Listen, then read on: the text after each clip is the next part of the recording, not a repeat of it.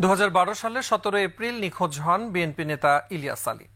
তাকে কে গুম করেছে, কি পরিণতি হয়েছে তা নিয়ে এত বছর সবাই ছিল অন্ধকারে। বর্তমানের ইন্টারকন্টিনেন্টালে ইলিয়াস আলীকে সর্বশেষ দেখা রাষ্ট্রের প্রধান হিসাবে এত বছর পরে আবার দর্শক, দীর্ঘ অনেক বছর পরে, প্রায় 10 থেকে 13 বছর পরে বিএনপি নেতা ইলিয়াস আলীর যে সন্ধান ইতিমধ্যে পেয়েছে আওয়ামী লীগ সরকার যাওয়ার পরেও দীর্ঘ 5 মাস সম্পূর্ণ হয়েছে।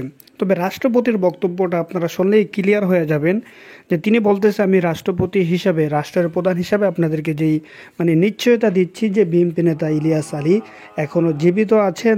এভরিথিং, সব বিষয়ে আমরা আপনাদেরকে সরাসরি দেখাবো। সর্বপ্রথম দেখাচ্ছি যে যারা এগুলার মাস্টারমাইন্ড ছিল গুম করার, তাদের কিছু কর্মকাণ্ড দেখাচ্ছি প্রথমে, এরপরই ইলিয়াস আলীর সরাসরি আপনারা দেখে যাবেন কোথায় তাকে পাওয়া গেছে। চলুন। চাঞ্চল্যকর সব তথ্য। 1996 সাল থেকে 2001 সাল পর্যন্ত ঢাকা বিশ্ববিদ্যালয়ে পড়াকালে ছাত্রলীগের রাজনীতিতে ব্যাপকভাবে যুক্ত হন তিনি। পরে 2001 সালে বিএনপি সরকার ক্ষমতায় এলে লোকচক্ষুর আড়ালে গা ঢাকা দেন। এরপর বিএনপি ক্ষমতা থেকে চলে গেলে নিজেকে পুনরায় ছাত্রলীগের নেতা হিসেবে জাহির করতে থাকেন এবং ছাত্রলীগ পরিচয়ে 2010 সালে 28তম বিসিএস পুলিশ ক্যাডারে যোগদান করেন। অভিযোগ রয়েছে 2016 সালে সাতক্ষীরা জেলায় সিনিয়র এএসপি থাকা অবস্থায় সাতক্ষীরার পুলিশ সুপার চৌধুরী মঞ্জুরুল করিমের শিষ্য হিসেবে নির্দয়ভাবে জামাত বিএনপি নিধনে নেতৃত্ব দেন আমির খসরু। গোপালগঞ্জের নিকটবর্তী জেলার বাসিন্দা হওয়ার সুবাদে সহজেই খুনি হাবিবের আস্থাভাজন অফিসার হয়ে ওঠেন। সাতক্ষীরায় জামাত বিএনপি নিধনে তার ভূমিকায় খুশি হয়ে অতিরিক্ত ডিআইজি হাবিব তাকে অতিরিক্ত পুলিশ সুপার পদে পদোন্নতি দিয়ে পুলিশ হেডকোয়ার্টার্সে নিজের কাছে পদায়ন করে আনেন। 2018 সালে ডিআইজি হাবিব গ্রুপের প্রতিদ্বন্দ্বী প্রলয় বিপ্লব গ্রুপের অন্যতম নেতা সঞ্জিত কুমার হাবিব গ্রুপের এসপি মাহবুবকে সরিয়ে টাঙ্গাইলের এসপি হিসেবে যোগ দিলে তার উপর গোয়েন্দাগিরি করার জন্য আমির খসরুকে টাঙ্গাইলের অতিরিক্ত এসপি হিসেবে পাঠানো হয়। আমির খসরু এসপি সঞ্জিত কুমারের অপকর্মের তথ্য রেঞ্জ ডিআইজি হাবিবকে সরবরাহ করতে থাকেন। পাশাপাশি নিজেও বিভিন্ন দুর্নীতি ও অপকর্মের মাধ্যমে হাতিয়ে নেন লাখ লাখ টাকা। পরবর্তীতে 2021 সালে টাঙ্গাইলের ভূমিকায় খুশি হয়ে তাকে প্রাইজ পোস্টিং হিসেবে নারায়ণগঞ্জ জেলায় নিয়ে আসেন ঢাকা রেঞ্জ ডিআইজি হাবিব। একই সাথে দায়িত্ব পান অতিরিক্ত এসপি হিসেবেও। রেঞ্জ ডিআইজি হাবিবের অফিসার হিসেবে নারায়ণগঞ্জে গড়ে তোলেন নিজের অপকর্মের এক সুবিশাল রাজ্য। অর্থের বিনিময়ে এসআই, এএসআই, কনস্টেবল পদায়ন থেকে শুরু করে পুলিশ লাইন্স, রিজার্ভ অফিস, থানা থেকে মাসিক চাঁদা আদায়, ইন্ডাস্ট্রি ও বাণিজ্যিক প্রতিষ্ঠান থেকে চাঁদা আদায়, বাস স্ট্যান্ড, নৌঘাট থেকে চাঁদা আদায় সহ বিভিন্ন অপকর্মের মাধ্যমে 2 হাতে আয় করেন কোটি কোটি টাকা। জানা গেছে রূপগঞ্জ সহ বিভিন্ন স্থানে জায়গা কিনেছেন এই ধুরন্ধর পুলিশ অফিসার আমির খসরু। পাশাপাশি রাজধানীর অভিজাত এলাকা বসুন্ধরাতেও ফ্ল্যাট কিনেছেন বলে তথ্য রয়েছে। তার দাপটের সামনে এসপি পর্যন্ত অসহায় ছিল। ফ্যাসিবাদের লেজুর বৃত্তি করতে গিয়ে তিনি প্রকাশ্যেই ঘোষণা করেন নারায়ণগঞ্জে বিএনপি জামাতকে তিনি নিশ্চিহ্ন করে দেবেন। দাপুটে আমির খসরুর অপরাধ নামায় অন্যতম অপরাধটি সংঘটিত হয় 2022 সালের 1 সেপ্টেম্বর। নারায়ণগঞ্জে বিএনপির প্রতিষ্ঠা বার্ষিকীর র্যালিতে সরাসরি গুলি করে যুবদল নেতা শাওনকে হত্যার নেতৃত্ব দেন এই আমির খসরু। তিনি শুধু হত্যা করেই ক্ষান্ত হননি, উল্টো লাশ নিয়ে যেন বিএনপি মামলা বা আন্দোলন করতে না পারে সেজন্য লাশটি নিজের দায়িত্বে নিয়ে নেন এবং নিজেরাই তড়িঘড়ি করে দাফন করে দেন।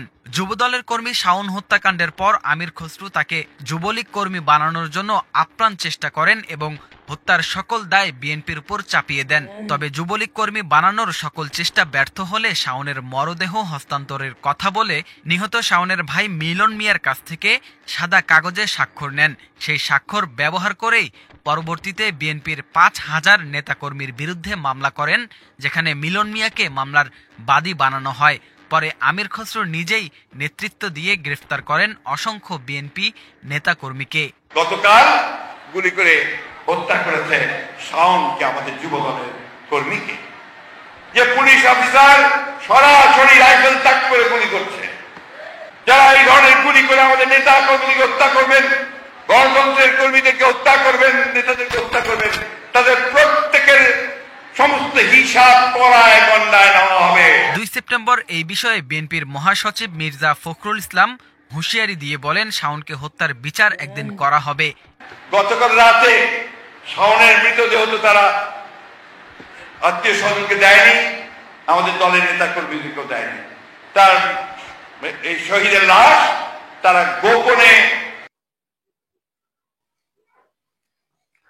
দর্শক, ইতিমধ্যে আপনারা আমাদের স্ক্রিন থেকে যে বিষয়গুলো দেখতে পেয়েছেন, আরো একটা ভিডিও দেখাচ্ছি, তাহলেই আপনারা বুঝতে পারবেন যে এখানে কারা জড়িত ছিল, কাদের নির্দেশে এই কাজগুলো হয়েছে। চলুন দর্শক। শেখ হাসিনা সরকারের বিরুদ্ধে সবচেয়ে বেশি অভিযোগ ছিল গুম, খুন আর মিথ্যা মামলার। তার শাসনামলে বিএনপি নেতা ইলিয়াস আলী সহ বহু গুমের ঘটনা ঘটেছে। 5 আগস্টের পর অনেকে আয়নাঘর থেকে মুক্তি পেয়েছেন, তবে এখনো সন্ধান মিলছে না বহু মানুষের। তারা জীবিত আছেন নাকি তাদের মেরে ফেলা হয়েছে তাও জানা যাচ্ছে না। অন্তর্বর্তী সরকার গুম সংক্রান্ত একটি তদন্ত কমিশন গঠন করে। তারা 1676টি অভিযোগের মধ্যে 758 জনের অভিযোগ যাচাই বাছাই করেন বলে জানান। গুমের ঘটনায় নির্দেশদাতা হিসেবে সাবেক প্রধানমন্ত্রী শেখ হাসিনার সম্পৃক্ততার প্রমাণ পেয়েছে সেই কমিশন। স্যান্ডেলিনা সো, রূপচর্চায় আভিজাত্য। এছাড়াও শেখ হাসিনা প্রশাসনের বেশ কয়েকজন ঊর্ধ্বতন কর্মকর্তারও সম্পৃক্ততা পাওয়া গেছে, যাদের মধ্যে রয়েছেন সাবেক প্রধানমন্ত্রী শেখ হাসিনার প্রতিরক্ষা বিষয়ক উপদেষ্টা মেজর জেনারেল অবসরপ্রাপ্ত তারিক আহমেদ সিদ্দিক, মেজর জেনারেল জিয়াউল আহসান এবং পুলিশ কর্মকর্তা মোহাম্মদ মনিরুল ইসলাম ও মোহাম্মদ হারুনুর রশিদও জড়িত। গুম সংক্রান্ত তদন্ত কমিশন শনিবার প্রধান উপদেষ্টা ডক্টর মোহাম্মদ ইউনূসের কাছে একটি অন্তর্বর্তী প্রতিবেদন জমা দিয়েছে। শনিবার বিকেল 5টায় রাষ্ট্রীয় অতিথি ভবন যমুনায় গুম সংক্রান্ত তদন্ত কমিশন সদস্যরা প্রধান উপদেষ্টার কাছে প্রতিবেদন জমা দেন। আনফোল্ডিং দ্য ট্রুথ শিরোনামে জমা দেওয়া রিপোর্টে কমিশন সদস্যরা এ পর্যন্ত প্রাপ্ত গুমের শিকার ব্যক্তিদের বিচারিক প্রক্রিয়া শুরু সহ র্যাব বিলুপ্তির সুপারিশ করেছে কমিশন। সেই কমিশনের প্রধান মইনুল ইসলাম চৌধুরী জানান, গুমের সাথে জড়িত কর্মকর্তারা কাজটি এমনভাবে করেছে যাতে এগুলো শনাক্ত করা কঠিন হয়ে যায়। বিভিন্ন ফোর্স নিজেদের মধ্যে ভিকটিম বিনিময় করেছে এবং পরিকল্পনা ভিন্ন ভিন্নভাবে বাস্তবায়ন করেছে। তিনি আরো জানান, গুমের শিকার অনেকে এখনো শঙ্কামুক্ত হতে পারছেন না। তাদের উপর এতটাই ভয়াবহ নির্যাতন চালানো হয়েছিল যে তারা এখনো ট্রমায় ভুগছেন। প্রধান উপদেষ্টা তার সর্বশেষ বক্তব্যে গুমের শিকার ব্যক্তিদের সুরক্ষা ও সঠিক বিচারের আশ্বাস দেওয়ার পর রিপোর্টের সংখ্যা অনেক বেড়েছে উল্লেখ করে কমিশনের সদস্যরা অধ্যাপক ডক্টর ইউনূসের আয়নাঘর পরিদর্শনের পর্যন্ত ছিল আপনাদেরকে কিছু বার্তা দেওয়ার জন্য, যে আসলে এই যে ডাকাতির ঘটনাগুলো হচ্ছে এবং বিভিন্ন জায়গায় যদি তার কাছে মানে সরকারি যদি সম্পদ থেকে থাকে, তাহলে এটা অবশ্যই রাষ্ট্রের দায়িত্ব, রাষ্ট্রের পাওয়া। সেখান থেকে যেটা মানে করা হোক, এতে কোনো আমাদের কষ্ট নেই, কিন্তু অন্য কেউ যদি এখানে যদি হানা দেয়, সেটাই আমাদের জন্য কষ্টকর বিষয়।